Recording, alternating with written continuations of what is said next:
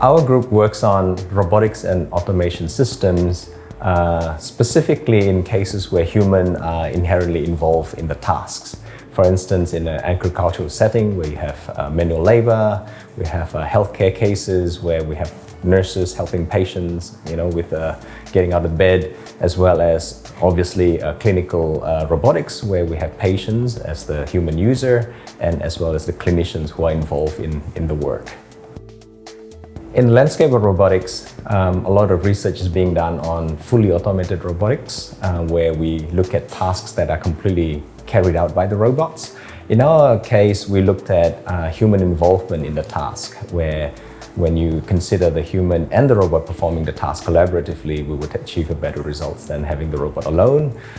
In many cases, we would consider the human dynamics, including the biomechanics, the ergonomics, the motor control, how human learns new tasks, obtaining skills in carrying out new tasks. And all that would have to be considered in our development, in our research, to make the task productive and effective. And that's what makes it unique.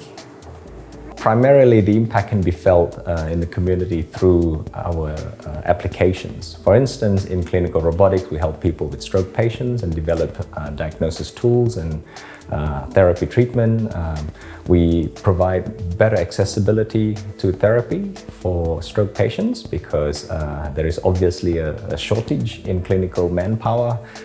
And also for people living in rural areas, we would be able to delegate some of these tasks and therapies to the robots, making it easier and more accessible and save people from traveling the long distance. So the exoskeleton robot, we also call it a type of wearable robot because this is the kind of robot you wear and you carry it with you. It provides physical assistance to the person wearing it for the purpose of assisting people with spinal cord injuries, which means the people who have very little motor function in the lower limbs.